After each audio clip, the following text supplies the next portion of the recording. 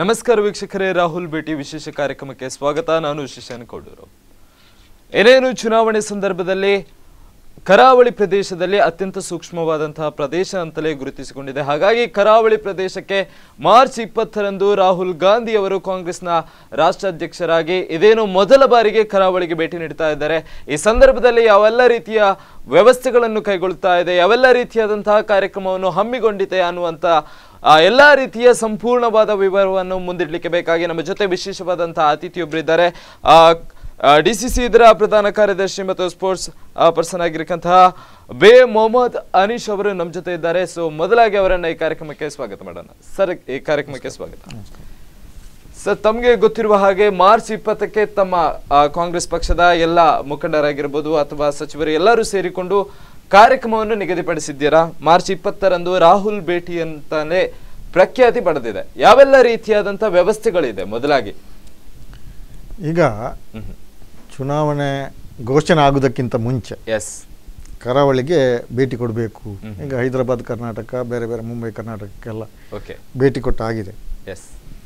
ಈಗ ರಾಹುಲ್ ಗಾಂಧಿ ಅವರು ಕರಾವಳಿ ಪ್ರದೇಶಕ್ಕೆ ಬರಬೇಕಂತ ನಮ್ಮೆಲ್ಲ ಕೇಳಿಕೆ ಇತ್ತು.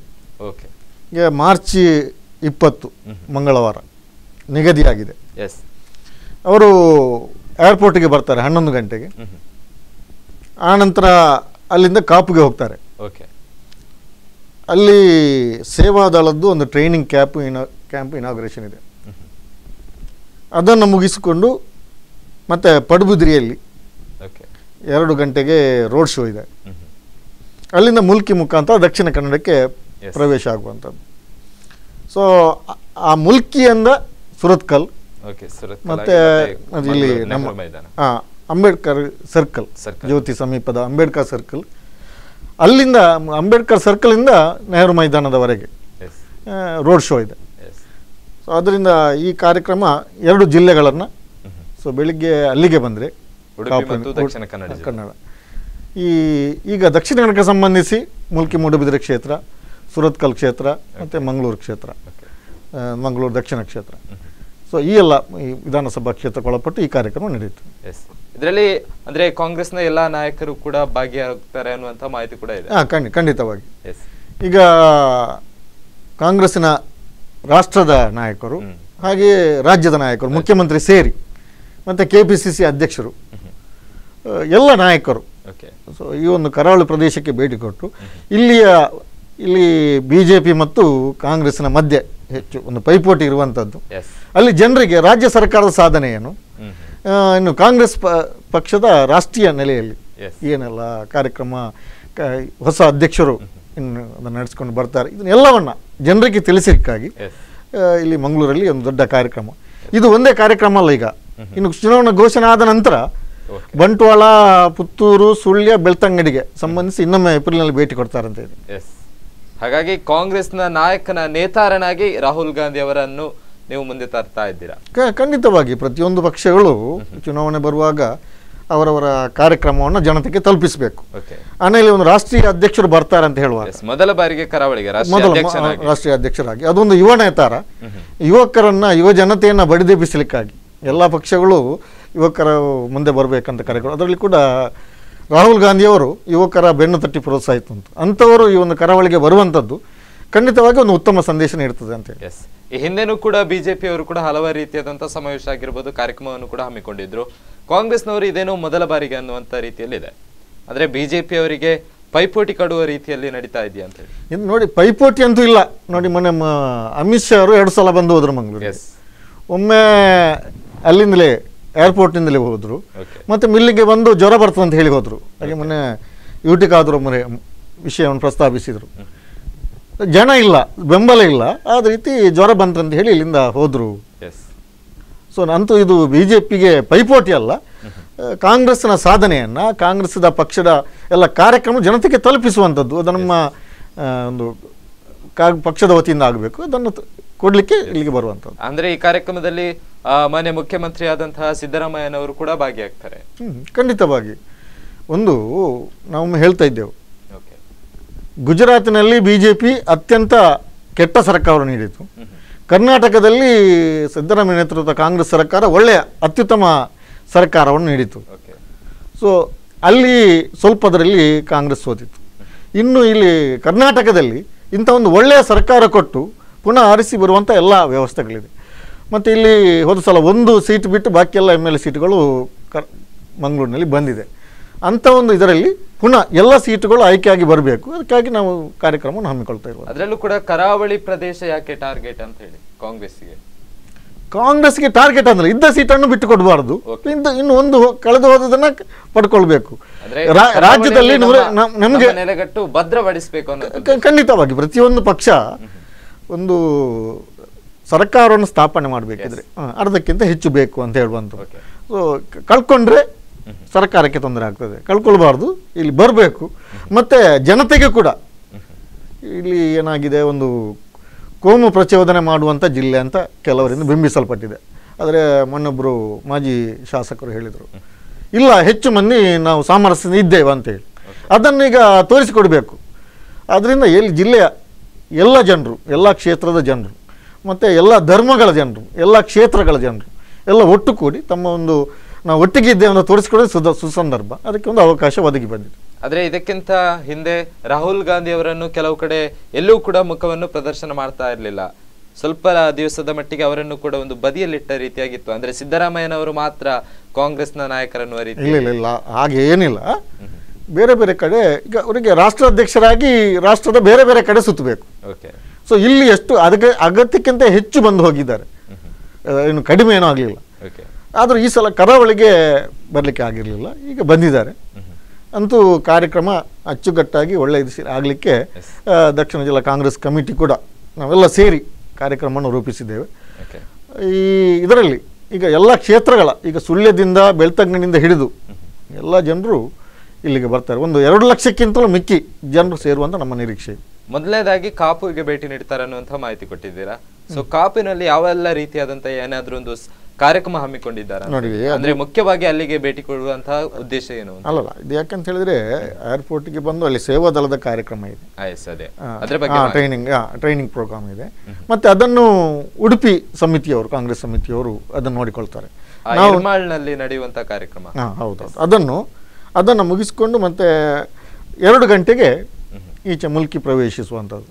ಸೊ ಇಲ್ಲಿ ಬಂದು ಮತ್ತೆ 4 ಗಂಟೆಗೆ ಅಂಬೇಡ್ಕರ್ ಸರ್ಕಲ್, ನಮ್ಮ ಜ್ಯೋತಿ ಅಂಬೇಡ್ಕರ್ ಸರ್ಕಲ್ ಅಲ್ಲಿ ಸೇರಿ ಅಲ್ಲಿಂದ ಒಂದು ಬೃಹತ್ ರೋಡ್ ಶೋ, ಅದು ಮೈದಾನದವರೆಗೆ.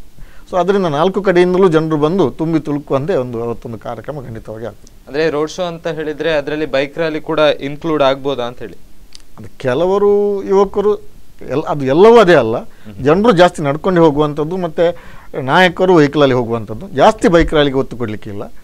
ಅಂದ್ರೆ ಯಾಕಂತ ಹೇಳಿದ್ರೆ ಈ ಹಿಂದೆನೂ ಕೂಡ ಬಿಜೆಪಿಯವರು ಕೂಡ ಸಮಾರೋಪ ಮಾಡಿದಂತಹ ಸಂದರ್ಭದಲ್ಲಿ ಬೈಕ್ ರ್ಯಾಲಿಗೆ ಅವಕಾಶವನ್ನು ನೀಡಲಾಗಿರಲಿಲ್ಲ. ಅವರದ್ದು ಬೇರೆ. ಸೊ ಕೆಲವರು ಯುವಕರು ಹೋಗುವಂಥದ್ದು, ಇದು ಬೈಕ್ ರ್ಯಾಲಿಯ ಉದ್ದೇಶ ಏನಲ್ಲ. ಅಲ್ಲ, ಇದರಲ್ಲಿ ಬೈಕ್ ರ್ಯಾಲಿಗೆ ಅವಕಾಶ ಕೊಡ್ಬೋದಾ ಅಂತ ಹೇಳಿ ಖಂಡಿತ ಕೆಲವು ಅಂತೂ ಯುವಕರು ಅದನ್ನು ಬೈಕ್ ರ್ಯಾಲಿ ಕೂಡ, ಬೈಕ್ ರ್ಯಾಲಿ ಅಂತ ಹೇಳಿಲ್ಲ, ಅದನ್ನು ಒಟ್ಟಿಗೆ ಹೋಗುವ ಒಂದು ಮೆರವಣಿಗೆಯಲ್ಲಿ ಅದನ್ನು ಮಾಡು. ಕೇವಲ ಬೈಕ್ ರ್ಯಾಲಿ ಅಲ್ಲ, ಅಂತೂ ಜನರು ಹೆಚ್ಚಾಗಿ ಸೇರಿ ಇದೊಂದು ಸಮುದ್ರದ ಅಲೆ ಹಾಗೆ ಒಂದು ಒಳ್ಳೆಯ ವಿಜೃಂಭಿಸುವಂಥ ಒಂದು ಕಾರ್ಯಕ್ರಮ ಆಗಬೇಕು. ಆ ದಿಸೆಯಲ್ಲಿ ಎಲ್ಲ ಕೆಲಸವನ್ನು ಶಾಸಕರು, ಮಂತ್ರಿಗಳು ಮತ್ತು DCC ಎಲ್ಲ ಸೇರಿಕೊಂಡು ಬಹಳ ಹುರುಪಿನಿಂದ ಮಾಡ್ತಾ ಇದ್ದಾರೆ. ಆದರೆ ಅದೇ ಬಿಜೆಪಿಗೆ ಈ ಹಿಂದೆ ಕೊಡದಂತಹ ಬೈಕ್ ರ್ಯಾಲಿನ ಅವಕಾಶ ಕಾಂಗ್ರೆಸ್ಗೆ ಸಿಕ್ಕಿದೆ. ಇದು ಬೈಕ್ ರ್ಯಾಲಿ ಅಂತ ಅಲ್ಲ, ಇದು ಸಮಾವೇಶ. ಆ ಸಮಾವೇಶದಲ್ಲಿ ಕಾರು ಇರ್ತದೆ, ಲಾರಿ ಅಥವಾ ಬಸ್ಸು ಇರಬಹುದು ಬಂದದ್ದು, ಅಥವಾ ಜನರು ನಡ್ಕೊಂಡು ಹೋಗ್ಬೋದು, ಎಲ್ಲೋ. ಇದು ಬೈಕ್ ರ್ಯಾಲಿ ಅಲ್ಲ, ಅದು ಅವರದ್ದು ಜನರನ್ನು ಎಬ್ಬಿಸುವಂಥ ಒಂದು ಬೈಕ್ ರ್ಯಾಲಿ. ಸೊ ಅಲ್ಲಿ ಕಮ್ಯುನಲ್ ಟೆನ್ಷನ್ ಇತ್ತು, ಈಗ ಏನೂ ಇಲ್ಲ. ಇದು ಬೈಕ್ ರ್ಯಾಲಿ ಅಲ್ಲ, ಇದೊಂದು ರೋಡ್ ಶೋ ಕಾರ್ಯಕ್ರಮ, ಮತ್ತು ಅಲ್ಲಿ ಬಹಿರಂಗ ಸಭೆ. ಆದ್ದರಿಂದ ಇದು ಅವರಿಗೆ ಕೊಡೋದು ನಮಗೆ ಕೊಡುವಂಥದ್ದು ಅಂಥದ್ದು ಏನಿಲ್ಲ. ಓಕೆ, ಇದರಿಂದ ನಾಡಿದ್ದು ರಾಹುಲ್ ಗಾಂಧಿ ಅವರ ಭೇಟಿಯಿಂದಾಗಿ ಕರಾವಳಿಗೆ ಯಾವ ರೀತಿಯಾದಂಥ ಪ್ರಯೋಜನ ಆಗಲಿಕ್ಕಿದೆ ಅಂತ ನೋಡಿ. ಏನೆಲ್ಲ ಸರ್ಕಾರ ಈಗ ಮಾನ್ಯ ಸಿದ್ದರಾಮಯ್ಯ ಅವರ ಸರ್ಕಾರ ಮತ್ತು ಇಲ್ಲಿ ಉಸ್ತುವಾರಿ ಸಚಿವರ ರಮನಾಥ್ ರೈ ಅವರ ನೇತೃತ್ವದಲ್ಲಿ ಮತ್ತು ಎಲ್ಲ ಶಾಸಕರು ಪ್ರತಿಯೊಬ್ಬರು ಒಬ್ಬರಿಗೊಬ್ಬರು ಪೈಪೋಟಿ ಎಂಬ ನೆಲೆಯಲ್ಲಿ ಸರ್ಕಾರದ ಎಲ್ಲ ಕಾರ್ಯಕ್ರಮಗಳನ್ನು, ಎಲ್ಲ ಅಭಿವೃದ್ಧಿ ತಂದು ಇಲ್ಲಿ ಬಹಳಷ್ಟು ಅಭಿವೃದ್ಧಿ ಕಾರ್ಯಕ್ರಮಗಳಾಗಿದೆ. ಇಲ್ಲಿ ಸಿಗಲಿಲ್ಲ ಬರಲಿಲ್ಲ ಅಂತ ಹೇಳುವಂಥದ್ದಿಲ್ಲ. ಈಗ ಇಂದಿರಾ ಕ್ಯಾಂಟೀನ್ ಕೂಡ ಅಲ್ಲ. ಸೊ ಅದರಿಂದ ಜನರು, ಬಡವರು, ಯಾರು ಹೊಟ್ಟೆಗೆ ಊಟ ಮಾಡಲಿಕ್ಕೆ ಕಷ್ಟಪಡ್ತಿದ್ರು, ಅವರಿಗೆ ಎಲ್ರಿಗೂ ಉಪಕಾರ ಆಗಿದೆ. ಸೊ ಅದರಿಂದ ಇನ್ನು ಹೊಸ ಘೋಷಣೆ ಈಗ ನಾವು ಚುನಾವಣೆಯಲ್ಲಿ ಏನು ನಮ್ಮ ಸರ್ಕಾರ ಬಂದರೆ ಮಾಡ್ಬೋದು ಅಂತ ಘೋಷಣೆಯನ್ನು ಮಾಡ್ಬೋದು ಬಿಟ್ಟು ಇನ್ನು ಹೊಸತು ಕೊಡುವಂಥದ್ದಿಲ್ಲ. ಸೊ ಅದರ ಕರಾವಳಿಗೆ ಈಗ ಆದಷ್ಟು ಏನೆಲ್ಲ ಕಾರ್ಯಕ್ರಮ ಉಂಟು ಅದನ್ನು ಕೊಟ್ಟಿದ್ದಾರೆ. ಇನ್ನು ಈ ರಾಹುಲ್ ಗಾಂಧಿ ಬಂದಾಗ ಮಾನ್ಯ ಇನ್ನು ನಮ್ಮ ಎಷ್ಟು 1 ವರ್ಷ ನಂತರ MP ಲೋಕಸಭಾ ಎಲೆಕ್ಷನ್ ಬರ್ತದೆ, ಆವಾಗ ನಮ್ಮನ್ನೇ ಚುನಾಯಿಸಿ ಹೇಳುವಂಥದ್ದು. ಈಗ ರಾಜ್ಯ ಸರ್ಕಾರಕ್ಕೆ MLAಗಳನ್ನು ನಮ್ಮನ್ನು ಚುನಾಯಿಸಿ ಅಂತ ಹೇಳುವಂಥದ್ದು ಈ ಒಂದು ಕರೆ ಕೊಟ್ಟು ಹೋದಾಗ ಜನರಲ್ಲಿ ಒಂದು ಹುರುಪು ಬರ್ತದೆ. ಚುನಾವಣೆ ಈಗ ಇನ್ನು ಒಂದು ಮಾರ್ಚ್ ಲಾಸ್ಟಿಗೆ ಚುನಾವಣೆ ಘೋಷಣೆ ಆಗ್ತದೆ ಅಂತ ಒಂದಿದೆ, ಅಥವಾ ಮೇ 10ರಿಂದ 15ರೊಳಗೆ ಚುನಾವಣೆ ನಡೀತದೆ ಎಂಬ ಎಲ್ಲ ನಿರೀಕ್ಷೆ ಇದೆ. ಆ ನೆಲೆಯಲ್ಲಿ ಇದೊಂದು ಒಳ್ಳೆಯ ಕಾರ್ಯಕ್ರಮ, ಅದನ್ನು ಒಳ್ಳೆಯ ಇದರಲ್ಲಿ ಚೌಕಟ್ಟಲ್ಲಿ ನಡೆಸಿಕೊಡ್ಲಿಕ್ಕೆ ನಾವು ಬದ್ಧರಿದ್ದೇವೆ. ಅಂದ್ರೆ ಈಗ ಯಾವ ರೀತಿಯಾದಂತಹ ಪೂರ್ವ ತಯಾರಿ ನಡೀತಾ ಇದೆ? ಈಗ ನೆಹರು ಮೈದಾನದಲ್ಲಿ ನಡೆಯುವಂತಹ ಕಾರ್ಯಕ್ರಮಕ್ಕೆ ಒಬ್ಬ ರಾಷ್ಟ್ರೀಯ ಅಧ್ಯಕ್ಷನ ಭೇಟಿಯ ಸಂದರ್ಭದಲ್ಲಿ ಹಲವಾರು ರೀತಿಯಾದಂತಹ ಸಿದ್ಧತೆಗಳು ನಡೆಸಬೇಕಾಗ್ತದೆ. ಹಾಗಾಗಿ ಯಾವೆಲ್ಲ ರೀತಿಯಾದಂತಹ ಭದ್ರತೆ ಕ್ರಮವನ್ನು ಕೈಗೊಂಡಿದ್ದೀರಿ ಅಂತ ಹೇಳಿ? ಭದ್ರತೆ ಕಾರ್ಯಕ್ರಮಗಳನ್ನು ಉಸ್ತುವಾರಿ ಸಚಿವರು ಮಾನ್ಯ UT ಖಾದರ್ ಅವರು ಮತ್ತು ಇಲ್ಲಿಯ MLA ಅವರು ಸೇರಿ ಪೊಲೀಸರೊಂದಿಗೆ ಚರ್ಚಿಸಿದ್ದಾರೆ. ಅದರದ್ದು ಬೇರೆ ಕಾರ್ಯಕ್ರಮ ಅದರದ್ದು ನಡೀತಾ ಇರ್ತದೆ.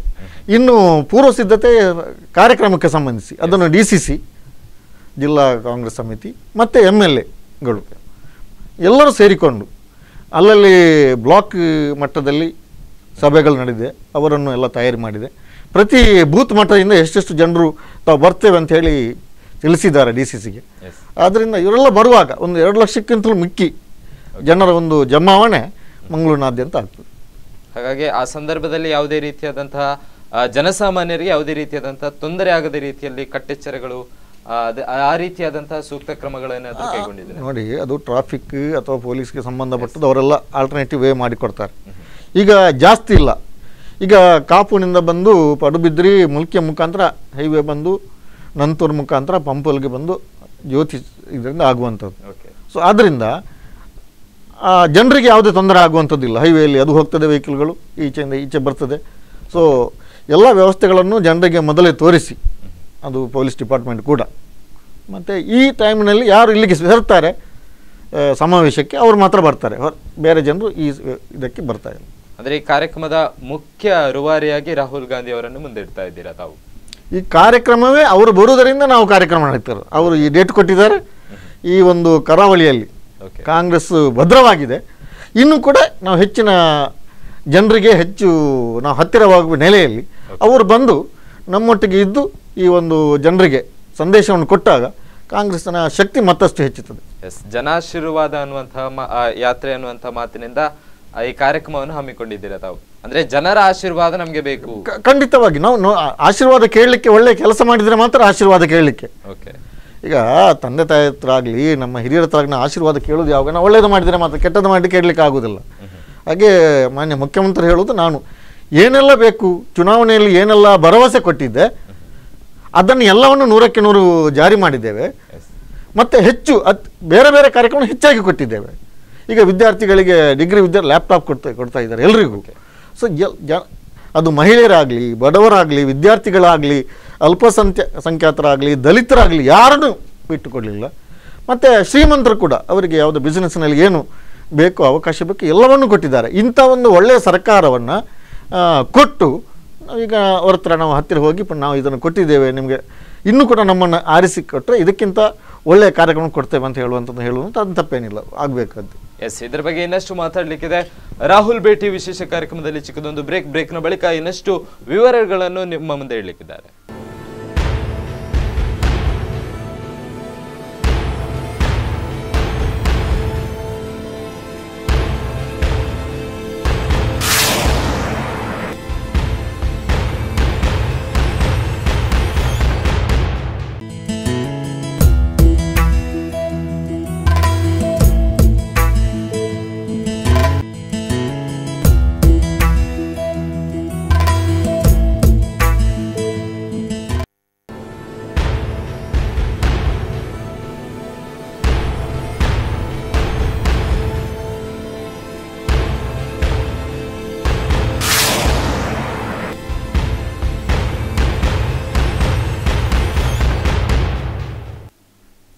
ವಿರಾಮದ ಬಳಿಕ ರಾಹುಲ್ ಭೇಟಿ ವಿಶೇಷ ಕಾರ್ಯಕ್ರಮಕ್ಕೆ ಸ್ವಾಗತ.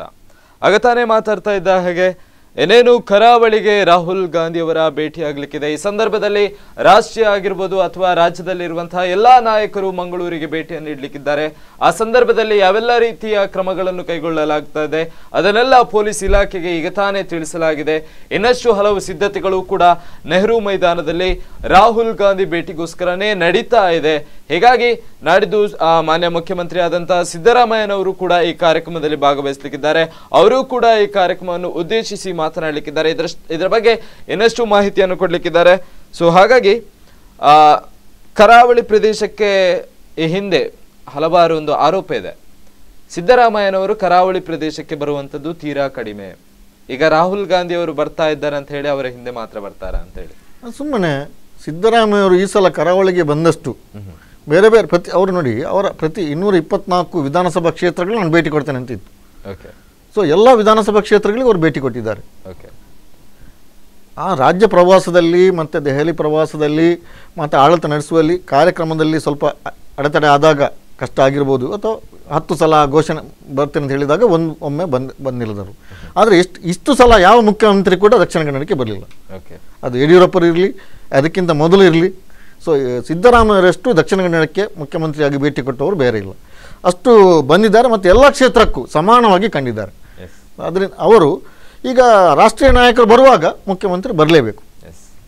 ಅಂದರೆ ಚುನಾವಣೆ ಸಂದರ್ಭದಲ್ಲಿ ಹಲವಾರು ರೀತಿಯಾದಂತಹ ಪ್ರಕರಣಗಳು ಅವರ ಸರ್ಕಾರದ ಮೇಲೆ ಬರ್ತಾ ಇದೆ. ರಾಜ್ಯ ಸರ್ಕಾರದ ಮೇಲೆ ಹಲವಾರು ಆರೋಪಗಳಿದೆ. ನಿನ್ನೆ ಕೂಡ ಇತ್ತು, ಈ ಹಿಂದೆ ಕೂಡ ಹಲವಾರು ಬರ್ತಾ ಇದೆ. ಹಾಗಾಗಿ ಈ ಸಂದರ್ಭದಲ್ಲಿ ಚುನಾವಣೆ ಸಂದರ್ಭದಲ್ಲಿ ಮುಂದಿನ ಚುನಾವಣೆಯಲ್ಲಿ ಯಾವ ರೀತಿಯ ಒಂದು ತಮ್ಮ ಕುರ್ಚಿ ಬಲ ಆಗ್ಬೋದಾ ಅಂತ ಹೇಳಿ ರಾಹುಲ್ ಗಾಂಧಿ ಅವರ ಭೇಟಿಯಿಂದ ಕಾರ್ಯಕರ್ತರ ಇದೊಂದು ಕಾಂಗ್ರೆಸ್ ಸಮುದ್ರ ಇದ್ದ ಹಾಗೆ ತುಂಬಾ ಮಂದಿ ಕಾರ್ಯಕರ್ತರಿದ್ದಾರೆ. ಈಗ 100,000 ಮಂದಿಯಲ್ಲಿ ಒಬ್ಬ ಏನಾದರೂ ಹೆಚ್ಚು ಕಡಿಮೆ ಮಾಡಿದ ಅದು ಅವನ ವೈಯಕ್ತಿಕ ವಿಷಯ. ಆದರೆ 999 ಮಂದಿ ಒಳ್ಳೆಯದೇ ಕೆಲಸ ಮಾಡ್ತಾ ಇದ್ದಾರೆ, ಸರ್ಕಾರಕ್ಕೆ ಬೆನ್ನೆಲುಬಾಗಿ ನಿಂತಿದ್ದಾರೆ. ಸೊ ಅದರಿಂದ ಏನೆಲ್ಲ ಸ್ವಲ್ಪ ಇನ್ನು ವಿರೋಧ ಪಕ್ಷಗಳು ಸೇರಿಕೊಂಡು ಸಣ್ಣ ವಿಷಯವನ್ನು ದೊಡ್ಡ ವಿಷಯವಾಗಿ ಮಾಡ್ಬೋದು, ಅಥವಾ ಅವರ ವಿಷಯವನ್ನು ನಗಣ್ಯವಾಗಿ ಮಾಡ್ಬೋದು. ಅದೆಲ್ಲ ಚುನಾವಣಾ ಸಂದರ್ಭದಲ್ಲಿ ಇದ್ದದ್ದು. ಅದಕ್ಕೆ ಯಾವುದನ್ನು ಕಿವಿಗೊಡದೆ ಏನು ನಾವು ಒಳ್ಳೆಯ ಕೆಲಸ ಜನರಿಗೆ ತಲುಪಿಸಿದ್ದೇವೆ ಅದನ್ನು ಜನರಿಗೆ ತಿಳಿಸ್ಲಿಕ್ಕಾಗಿ ಈ ಒಂದು ಕಾರ್ಯಕ್ರಮ ಅದು ಖಂಡಿತವಾಗಿ ಯಶಸ್ವಿ ಆಗ್ತದೆ. ಆದರೆ ಜನರಿಗೆ ಈ ಹಿಂದೆನೂ ಕೂಡ ಹಲವಾರು ಪ್ರಕರಣಗಳು ತುಂಬಾನೇ ಮುಖ್ಯವಾಗಿ ತಿಳಿದಿದೆ. ಹಾಗಾಗಿ ಅದು ಕೂಡ ಇತ್ಯರ್ಥವಾಗಲಿಲ್ಲ. ಚುನಾವಣೆ ಸಂದರ್ಭದಲ್ಲಿ ಅದೇನಾದ್ರೂ ಚಿಕ್ಕ ಮುಳ್ಳಾಗ್ಬೋದಾ ಅಂತ ಹೇಳಿ ಸಿದ್ದರಾಮಯ್ಯನವರಿಗೆ ನೋಡಿ, ಯಾವುದು ನಾವು ಒಳ್ಳೆಯ ಕೆಲಸ ಕೊಟ್ಟಿದ್ದೇವೆ, ಒಳ್ಳೆಯ ಕಾರ್ಯಕ್ರಮ ಕೊಟ್ಟಿದ್ದೇವೆ, ಚಿಕ್ಕ ಪುಟ್ಟ ಲೋಪದೋಷ ಯಾರಲ್ಲೂ ಇರ್ತದೆ. ಆದರೆ ಕೊಟ್ಟ ಕೆಲಸ ಕೊಟ್ಟ ಕಾರ್ಯಕ್ರಮ ಅದು ಹೆಚ್ಚಿನದ್ದು ಈ ಸರ್ಕಾರ.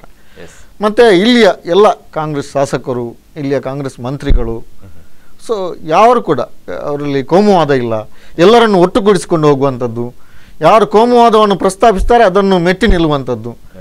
ಆದ್ದರಿಂದ ಒಳ್ಳೆಯ ಒಂದು ಭ್ರಾತೃತ್ವದ ರಾಷ್ಟ್ರವನ್ನು ಕಟ್ಟುವಂಥ ಒಂದು ಕೆಲಸವನ್ನು ಇಲ್ಲಿಯ ಶಾಸಕರು, ಇಲ್ಲಿಯ ಮಂತ್ರಿಗಳು ಮಾಡಿದ್ದಾರೆ. ಅದೇ ರೀತಿ ಮುಖ್ಯಮಂತ್ರಿ ಕೂಡ ಮಾಡಿದ್ದಾರೆ. ಆ ದಿಸೆಯಲ್ಲಿ ಜನರು ಅವರ ಕೈ ಬಲಪಡಿಸಬೇಕು. ಮುಖ್ಯಮಂತ್ರಿಗಳದ್ದು, ಇಲ್ಲಿಯ ಉಸ್ತುವಾರಿ ಸಚಿವರು, ಇಲ್ಲಿಯ ಮಂತ್ರಿಗಳು, ಇಲ್ಲಿ ಶಾಸಕರದ್ದು. ಅದೇ ರೀತಿ ಕಾಂಗ್ರೆಸ್ಸಿಗೆ ಒಂದು ಪುನಶ್ಚೈತನ್ಯವನ್ನು ಕೊಟ್ಟರೆ ಖಂಡಿತವಾಗಿಯೂ 2019 ಲೋಕಸಭಾ ಚುನಾವಣೆಯಲ್ಲಿ ಖಂಡಿತವಾಗಿಯೂ ಕಾಂಗ್ರೆಸ್ ನೇತೃತ್ವ ಸರ್ಕಾರ ಬರಲಿಕ್ಕೆ ಆಗ್ತದೆ ಅಂತ.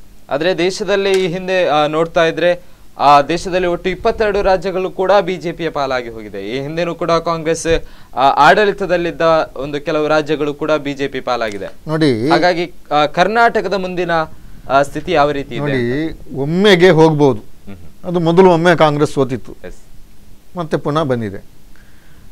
ಆದರೆ ಈಗ ಪ್ರಧಾನಮಂತ್ರಿಯವರ ಮಾತು ಅಚ್ಚೇ ದಿನ ಬರ್ತದೆ, ಬಾಹ್ಯವಾರು ಭವನ ಅಂತ ಹೇಳಿಕೊಂಡು ಏನೆಲ್ಲ ಹೇಳ್ತಾರೆ, ಹೇಳಿದ್ದನ್ನು ಮಾಡೋದಿಲ್ಲ. 15 ಲಕ್ಷ ರೂಪಾಯಿ ಅಕೌಂಟಿಗೆ ಹಾಕ್ತಾನೆ, ಬಡವರಿಗೆ ಹಾಕ್ತಾನೆ ಅಂತ ಹೇಳಿ ಏನೆಲ್ಲ ಕೊಟ್ಟರು. ಕೇಂದ್ರ ಸರ್ಕಾರದ ಕಾರ್ಯಕ್ರಮಗಳು ನಗಣ್ಯ. ಅವರು 100 ವಿಷಯ ಹೇಳಿದರೆ 5 ಕೂಡ ಮಾಡಿಲ್ಲ, 95 ಮಾಡಿಲ್ಲ. ಜನರಿಗೆ ಅರ್ಥ ಆಗಿದೆ. ಈಗ ನೋಟು ಅಮಾನ್ಯಕರಣ, GST, ಇದರಲ್ಲಿ ಎಲ್ಲ ಈಗ ವ್ಯವಹಾರ ಇಲ್ಲ. ಜನರಿಗೆ ಎಲ್ಲಕ್ಕಿಂತ ಮುಖ್ಯವಾಗಿ ಯುವಕರಿಗೆ ಉದ್ಯೋಗ ಇಲ್ಲ. ಗಲ್ಫ್ನಿಂದ, ಹೊರ ರಾಷ್ಟ್ರಗಳಿಂದ, ಅಮೇರಿಕದಿಂದ, ಇಂಗ್ಲೆಂಡ್ನಿಂದ ಕೆಲಸ ಇಲ್ಲದೆ ಊರಿಗೆ ಬರ್ತಾ ಇದ್ದಾರೆ. ಸೊ ಇವರೊಂದು ಆರ್ಥಿಕ ತಜ್ಞರನ್ನು ಫೈನಾನ್ಸ್ ಮಿನಿಸ್ಟರ್ನಾಗಿ ನೇಮಿಸದೆ ಇವರದ್ದೇ ಒಂದು ಆರ್ಥಿಕ ನೀತಿಯನ್ನು ತಂದುದರಿಂದ ಭಾರತ ಆರ್ಥಿಕವಾಗಿ ಕೆಳಮಟ್ಟಕ್ಕೆ ಇಳಿಯುವಂತಾಗಿದೆ. ಇದನ್ನೆಲ್ಲ ಜನರು ನೋಡ್ತಾ ಇದ್ದಾರೆ. ಒಂದು ಬಿಸ್ನೆಸ್, ವ್ಯಾಪಾರ ವಹಿವಾಟು ಒಳ್ಳೆಯದು ಬೇಕು. ಇನ್ನೊಂದು ಕೆಲಸ ಬೇಕು, ಇದು ಎರಡೂ ಇಲ್ಲ. ಸೊ ಈ ದಿಸೆಯಲ್ಲಿ ಖಂಡಿತವಾಗಿಯೂ ಈಗ ನೋಡಿ ಉತ್ತರ ಪ್ರದೇಶದಲ್ಲಿ ಉಪಚುನಾವಣೆ ಆಯಿತು, BJP 2 ಸೀಟ್ಗಳನ್ನು ಕಳ್ಕೊಂಡಿತ್ತು. ಸೊ ಅದು ಏನನ್ನು ಸೂಚಿಸ್ತಂತ ಹೇಳಿದರೆ ಇವರ ಆಡಳಿತ, ಇವರ ಕಾರ್ಯಕ್ರಮ ಸರಿಯಿಲ್ಲ. ಅದಿನ್ನು ಒಮ್ಮೆಗೆ ಒಂದು ಆಡಳಿತ ಪಕ್ಷ ಬಂದಾಗ ಅದಕ್ಕೆ ಪೂರಕವಾಗಿ ಹೋಗುವಂಥದ್ದು. ಹಾಗಾದ್ರೆ ಸಿದ್ದರಾಮಯ್ಯನವರ ಸರ್ಕಾರ ಎಲ್ಲ ಒಂದು ಪ್ರಣಾಳಿಕೆಯನ್ನು ಬಿಡುಗಡೆ ಮಾಡಿದಂತಹ ಎಲ್ಲಾ ವಿಷಯಗಳನ್ನು ಪೂರೈಸಿದೆ, 100ಕ್ಕೆ 100 ಪೂರೈಸಿ ಅದಕ್ಕಿಂತ ಹೆಚ್ಚು ಕಾರ್ಯಕ್ರಮ ಕೊಟ್ಟಿದೆ. ಅದೇ ಬಿಜೆಪಿಯನ್ನು ಗಳಿಸಿದೆ. ಹಾಗಾದ್ರೆ ಖಂಡಿತವಾಗಿಯೂ ಗಟ್ಟಿ. ಈಗ ನಾವು ಹೀಗೆ ಮಾತನಾಡುವಾಗ ಹೇಗೆ ಮಾತನಾಡ್ಬೋದು ನೋಡಿ, ರಾಹುಲ್ ಗಾಂಧಿ ಅವರು 2 ಸಲ ಬಂದಾಗ ಕರ್ನಾಟಕಕ್ಕೆ ಎಷ್ಟು ಜನ ಸೇರಿತ್ತು. ಈಗ ಕಾಂಗ್ರೆಸ್ಸಿನ ಕಾರ್ಯಕ್ರಮಕ್ಕೆ ಜನರು ಎಷ್ಟು ಬರ್ತಾರೆ. ಈಗ ಇವರಿಗೆ ಒಂದು ಮುಖ್ಯಮಂತ್ರಿಯವರಿಗೆ ಒಂದು ವಿಶ್ವಾಸದಲ್ಲಿ ಮಾತಾಡಲಿಕ್ಕೆ ಆಗ್ತದೆ ಅವರು ಕಾರ್ಯಕ್ರಮ ಕೊಟ್ಟೋದ್ರಿಂದ. ಸೊ ಅದಕ್ಕೆ ಪೂರಕವಾಗಿ ರಾಷ್ಟ್ರೀಯ ಅಧ್ಯಕ್ಷರು ಬೆನ್ನು ತಟ್ಟಿ ಪ್ರೋತ್ಸಾಹಿಸಿದ್ದಾರೆ. ಸೊ ಇದೆಲ್ಲ ಖಂಡಿತವಾಗಿಯೂ ಕರ್ನಾಟಕದಲ್ಲಿ ಕಾಂಗ್ರೆಸ್ ಗೆಲ್ಲಬೇಕು, ಮತ್ತು ಅದು ಒಂದು ಲೋಕಸಭೆ ಇಲೆಕ್ಷನ್ಗೆ ಒಂದೊಂದು ಹೆಬ್ಬಾಗಿಲಾಗಿ ಕಾಂಗ್ರೆಸ್ಸಿಗೆ ನವ ಚೈತನ್ಯವನ್ನು ಕೊಡಬೇಕು ಅಂತೇಳಿ ಖಂಡಿತ. ಯಾಕಂತ ಹೇಳಿದ್ರೆ ಭಾರತದಲ್ಲಿ ಈಗ ಒಂದು ವಿಶಾಲವಾದಂತಹ ಕೈಪಾಳೆ ಅಂತ ಇರುವಂತದ್ದು ಕರ್ನಾಟಕದಲ್ಲಿ ಮಾತ್ರ. ಭಾರತ ಮ್ಯಾಪ್ ಅಲ್ಲಿ ನೋಡಿದ್ರೆ ಒಂದು ದೊಡ್ಡದಾಗಿ ಕೈಪಾಳೆ ಎಲ್ಲಿ ಕಾಣುತ್ತದೆ ಅಂತ ಹೇಳಿದ್ರೆ ಅದು ಕರ್ನಾಟಕ ಮಾತ್ರ. ಈಗ ಅದನ್ನು ಉಳಿಸುವ ನಿಟ್ಟಿನಲ್ಲಿ ರಾಹುಲ್ ಗಾಂಧಿ ಅವರು ಇಲ್ಲಿ ಮುಖ್ಯವಾಗಿ ಪಾತ್ರ ವಹಿಸಬೇಕಾಗ್ತದೆ. ಈಗ ಏನಾಗ್ತದೆ ಅಂತ ಹೇಳಿದ್ರೆ ಪ್ರಜಾಪ್ರಭುತ್ವದಲ್ಲಿ ಮೆಜಾರಿಟಿ ಸರ್ಕಾರಕ್ಕೆ ಮಾತ್ರ ಬಲ ಅಂತ ಹೇಳಿ, ಮೈನಾರಿಟಿಗಿಲ್ಲ.